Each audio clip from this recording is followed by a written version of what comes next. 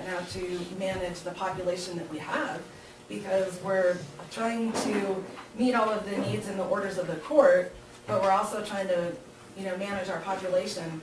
But we're having them come into the office to check in more than we're able to get out into the field and do some field work and do field searches and things like that, because some of that work limits us a lot. Most people don't understand, most people in the probation departments just supervise people, and most don't understand the amount of workloads involved in writing all the reports to the court saying what should be done with this offender. And that's the main reason that the juvenile or the probation officer are appointed by the court, because in that factor, we do our staff to the court. And it's a significant part of the workload, there's real significant deadlines, and obviously the quality of the reports makes a big determination of what happens to the offender. It does, and the pre-sentence investigation reports that we have to write and the juvenile dispositional reports that we have to write are rather lengthy, they're rather time-consuming, and, there's all of the statutory codes that tell us everything that has to be within those reports. And with all of that that has to be in there, it takes a significant amount of time to write one. One of the things that we've done to help offset some of our budget issues is that we've made over $28,000 in reductions to the services and supplies. We cut extra help by $20,000. We're hoping to keep all of our staff positions filled. We do currently have some vacancies that are having some salary savings effects for the $52,000 because that's through October 1st. We know that we won't be able to hire anybody until then, because they have to go through the same post-background check that any other sworn peace officer has to go through. We've reduced our IT direct bill by $3,000, but that won't show until the 14-15 fiscal year. How come? Because the way that the billing works is that it's Cost plan. submitted through the cost plan, and you have your allocation that you have to pay for, but there's been some computers that have been sitting in the IT department that we felt that we don't need to pay for if they're sitting there for quite some time, and we've had a couple of So laptops. they keep charging you? Because it's been kept on the books. We've kept the computers, Yeah, but because that there doesn't make could have sense. If been you've got the an need. obsolete computer that you relegated and you're not utilizing, why are you being forced It's to? the department's discretion. At a point before the budget process starts, that's one of the first budgets we do. And departments all get an opportunity, we send out, and Lacey does this, Lacey did it this year, sends out and says, these are what we show for you, every number, yes or no. And that's when we take the revenues, we project the revenues and the expenses, so that, because that budget unit has to have the revenues and the expenses have to equal out.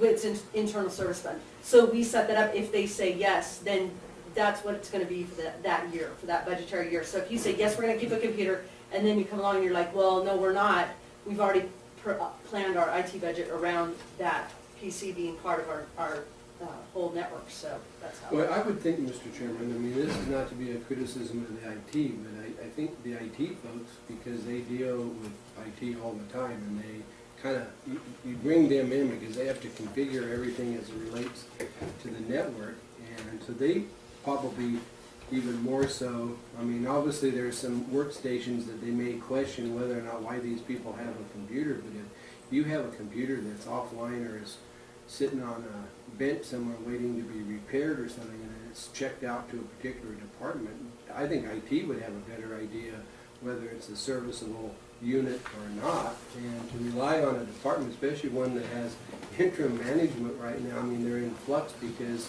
of the changes that have been going on, to be alert enough that when this paper comes through once a year, that they know the significance of what that means. I mean, I kind of think that the IT department needs to be proactive by saying, well, wait a minute, you've got 13 computers here, but... I'm sure that they do that. I'm I mean, sure they do, but... if the department says, you know what, we're not sure whether we're gonna use this laptop or not, we want it supported for the next year, they make that choice at that time. And they And it did. would be incumbent upon IT to say to the department, are you sure you really need to have this computer because it's going to cost you X number of dollars? I mean, that's a heck of a way to, I think, to try to manage that. And they need to be more proactive, because to be honest with you, if I was a department manager and I was being billed for something that I'm not using, I think I'd be a little bit especially if I'm being called on the carpet because my budget's overdrawn. I mean, I think we need to be looking at it from that perspective. We've been very proactive from the IT standpoint with the two people that we have to try to just let people know these are exactly who your computers are, what you're using. And but if the department makes a decision, then Well, we if the plan department budget according to overrides them. IT and says, no, we want to keep them on there, I guess sitting there sending the bill, but I'm reading this here, it sounds like they don't have a use for them, really haven't had a use from 2 old laptops, and, you know, they're not on the network, but yet they're being billed for it. I think it would be very difficult to run the IT department not having predictable revenues. I don't disagree with you. I mean, we try really hard to say, okay, here's where we are, because we have to know what we're gonna have to be able to spend. No, I agree, So I have no but problem. if every month the department that's having budgetary constraints says, okay, well, we're gonna pull these off, Well, they've already been supported part I of the year, so understand we that. just, at some point, And we I say, don't this is what interpret, it- yeah, I don't interpret this as, you know, on a month-to-month basis, we're Right. pulling off. It sounds like to me, from when I read this memo that she's presenting, is that these things have been kind of relegated to the side for quite a while. They've been sitting there, and they've just now tuned into the fact, we have these computers on our list, and we're being charged for them. I mean, now, I Well, mean, that well probably after is the fact. Jennifer taking a proactive role and seeing what they're for. And Jennifer, to her credit, has upgraded the department's technology.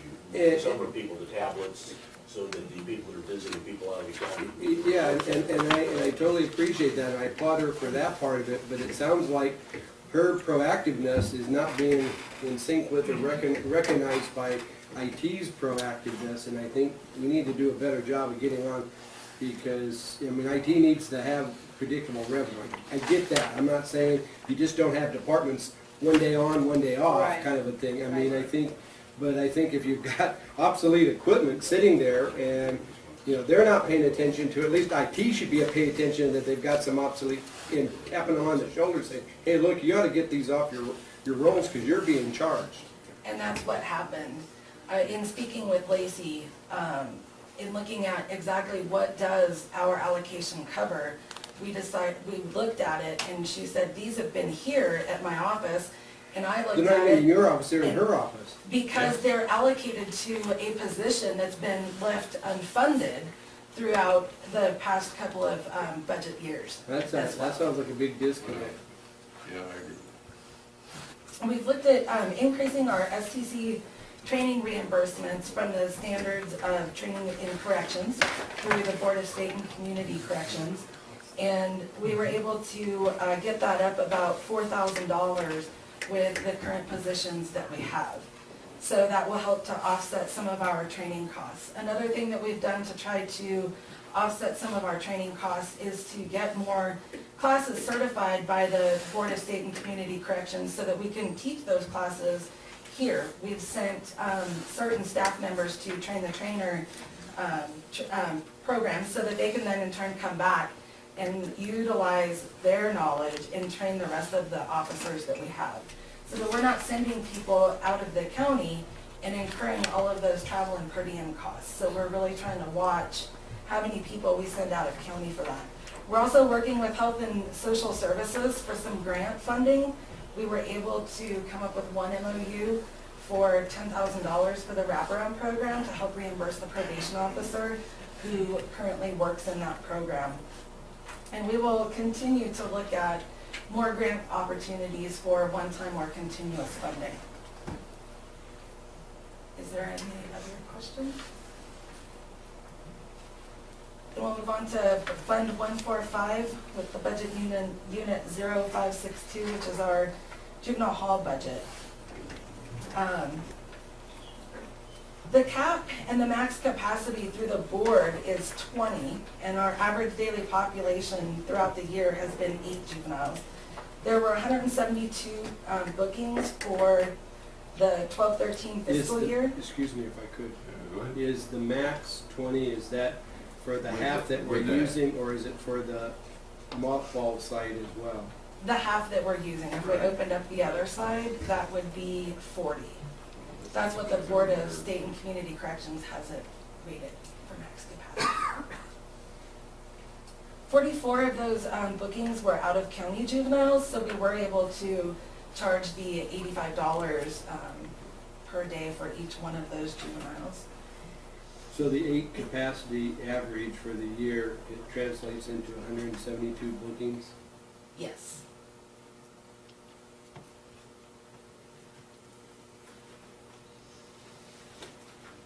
They've also received less funding from the juvenile probation camp fund, which is there in order to, you know, help with some of the revenues. And the local law enforcement services account, which is funded through the vehicle licensing fee, is going to be allocated to this fund for some deposits. And then in addition, the number of minors that are detained in the facility from other counties is decreasing because their own budgetary impacts. And what we've done is left the senior probation officer position under that fund vacant as well, to help offset some of that cost. We did make $26,163 in reductions to services and supplies. And we also increased the SCC training reimbursements to help with some of the core training requirements through some of the statutory codes within that fund. We've also been having some discussions with the Board of State and Community Corrections to see what kind of programs can we realistically run out of the closed-off side of the juvenile hall in order to help bring in some more revenues. Whether it be something to where we can take court commitments from other counties to be able to have them housed there, or whether it's running a local program for some of our youth. So we are trying to work with them to see if there's something that we can do, and if there's any kind of funding available to bring that part of the juvenile hall back up to running capacity, because we have looked at, we've taken a lot of parts and pieces from some of those cells to fix some of the others. I have a question, Mr. Jones. Okay, of the fund number 145, which we had already discussed dealing with the probation side, there's $2,695,839. Okay, as it relates to this $1,172,000, how much revenue can be directly tied to the operation of the juvenile hall? If you look at, it should be by budget unit. Yeah. But there are some general revenues, I believe, in 145 also that aren't to either. But any of the revenues on the bottom of page 15 that are 0562 are gonna be directly related to the juvenile hall. So it's gonna go that and up to the top of page 16 on the revenues.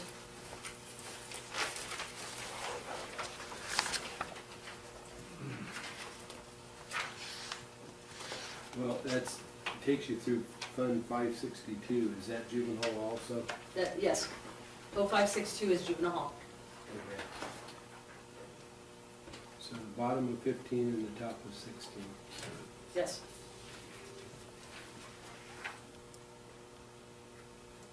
So right now, the general share operating transfer in is for 2012, is it?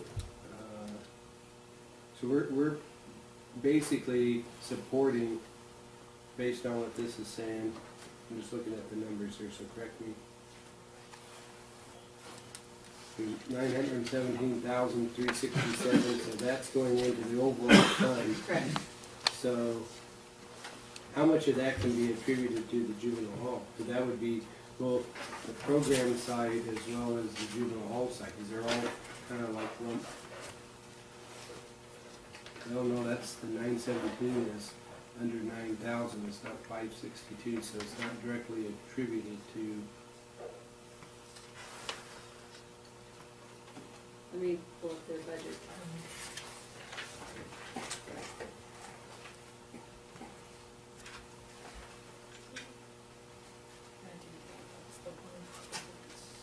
Well, juvenile hall, I just show, looks like about about $250,000 is our revenue that can be attributed to the 562. I mean, in a rough amount without adding all the numbers up. I've got 262.9, but I'm checking to see that's what the department submitted, and sometimes they'll forget pieces like the realignment money, and so I'll put them in. So I have.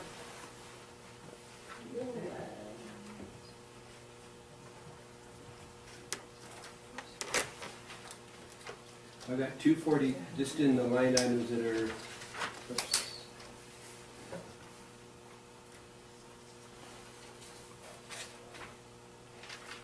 They've got the other, the 35,000 in other trust transfers is also shown Okay, in well, if the you had, department's submission as a trust transfer for juvenile hall. that would bring you to 262,900, so you have 227 is in terms of actual line item revenues. So basically, a quarter of the operating expense of the juvenile hall is directly supported by a revenue line item. And then the rest of it is basically probably 3/4 of that $917,000 that we transfer in is associated with the operating of the juvenile hall. That's a fair Yes. statement. I mean, I'm just, in terms of the numbers, it's not judgmental because, and we basically have an average daily population of 8. 128 Lassen County kids represent 74.4% of the activity in their hall, and the other 44 kids, or 25.6%, are the out-of-county placements in the hall. So that's 172 kids that are dealt with, and so you could basically take that amount, so 700, let's just do $750,000 and divide it by 128 kids. So that would be is that kids, or is that, I mean, individual kids, or? That's individual youth. Yeah, that's $6,000 per kid just for those, just for the, I guess, the subsidy portion of it, For a year. for a year. And if we didn't have a juvenile hall, we would be looking at the same thing that Plumas and MoDOC look at. Right. We would have to contract with another county in order to accept our youth. So we would have to pay the amount that we have there. Depending upon Plus the travel cost getting them there and back. and the transportation costs for court hearings and the transportation costs for placement visits Would as that well also to be send less them to. expensive than operating hall? You know, You know, in the end, I think, if you- Mr. Chairman, one of the questions I'd like Yeah. to see us address, obviously it's not gonna happen this year in the budget, but I think that's one of the fundamental questions that we need to look at, because when the juvenile hall was sold to us by the judge, it wasn't really sold to us, I think it would be more like having your arm twisted. And he lined up the grand jury that he picked, and he lined up the juvenile justice commission that he picked, okay, to kind of basically create the dynamics, and it was creating this regional facility, and it was designed to be more cost-effective and be safer because we're not on icy roads in the middle of the winter with staff and wards, and that was the attraction behind it. And the numbers were, we could do better, but the question is what was alleged to be happening or would happen versus what has happened, I think, are two different things. And at the time when we got into this, I don't think we were looking at $1 million operation and $750,000 subvention or subsidy to support it as being part of the scenario. In fact, we were as a board kind of choking and spitting when the support for the juvenile hall was like $250,000 a year. It's a good thing Brian Dolly's not sitting here in the room, because he used to just come unwound over the $250,000 amount. So running these numbers and looking at $750,000. Take a look at it. Yeah, I think that one needs to be put out there early on, because, where do you draw the line and where do you say no? And, Right. and the fact that we have an average daily population of 8, maybe it's good because, we have that immediate lockup, if you cross the line and throw you in there, and maybe that's a deterrent, and that was part of the judge's arguments back then. But that $750,000 could be, I'm not saying that all of it would be available, because you got $266,000 that you're now generating, so that would go to pay for initial costs. So maybe a subsidized, go to another county facility might cost us, $500,000 to do, of which half of that would be, $250,000 we still would be having to pay out of a pocket, but that's a lot less than $750,000 being paid out of our pocket.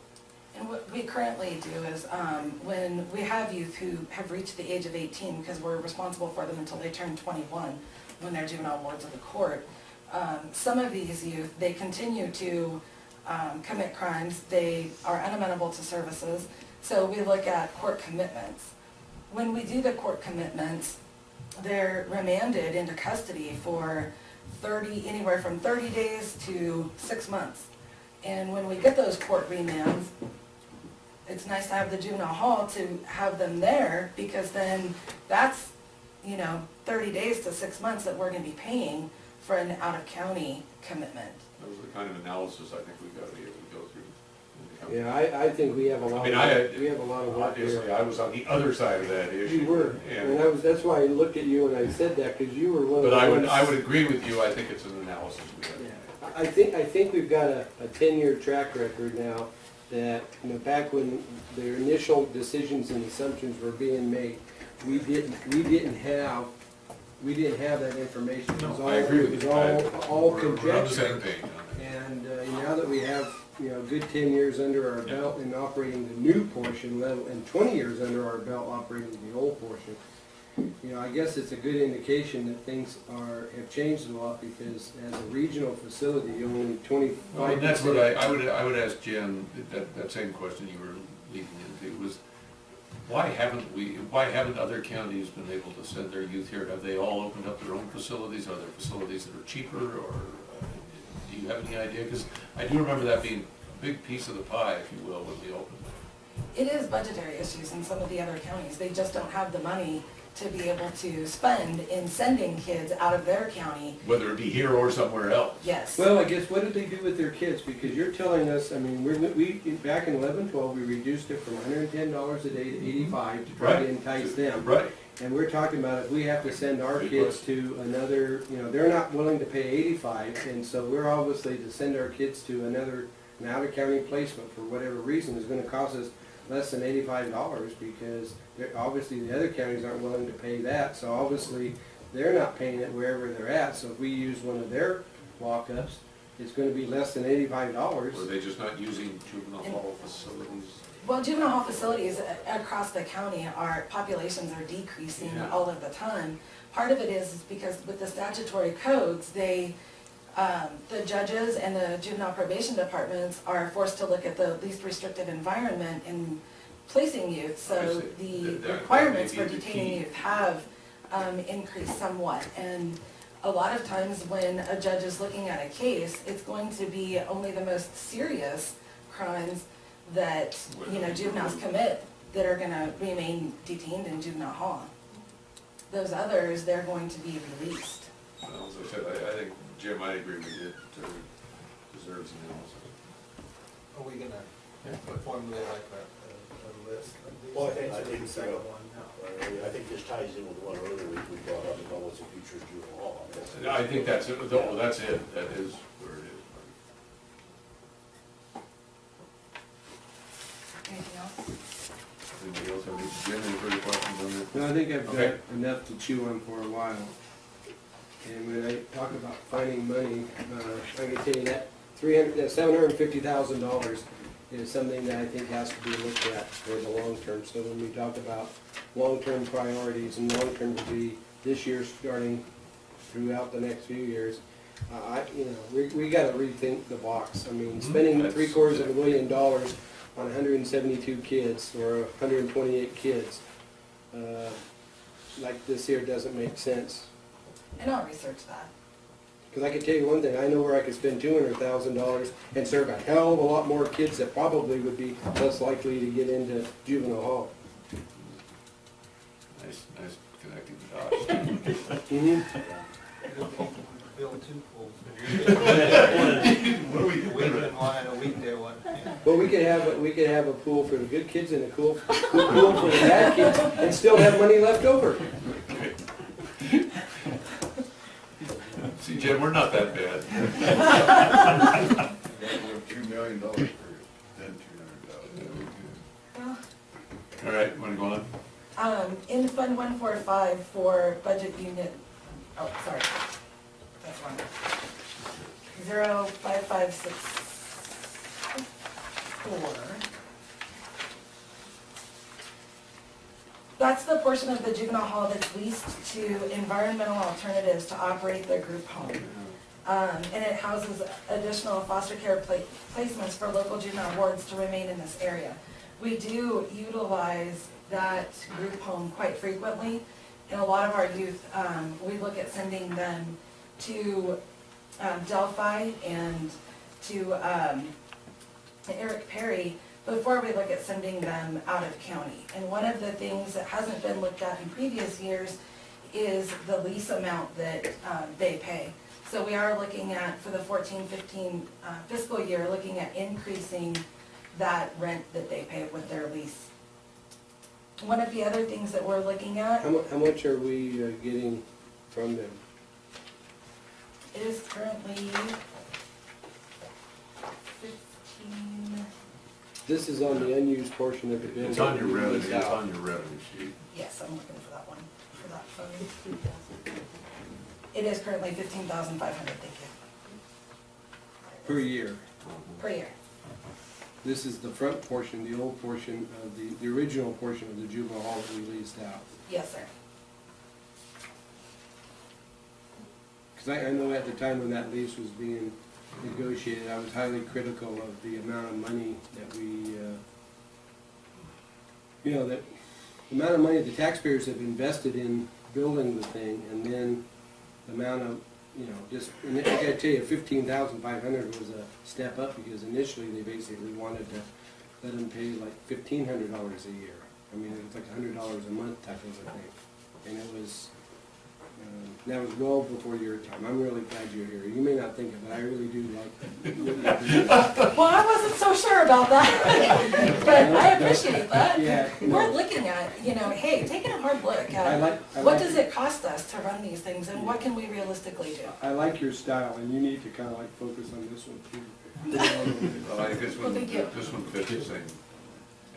This is the growth It does. opportunity I promised you. And this is something that we're looking at. We do want to increase that, and We we need also to make want her permanent.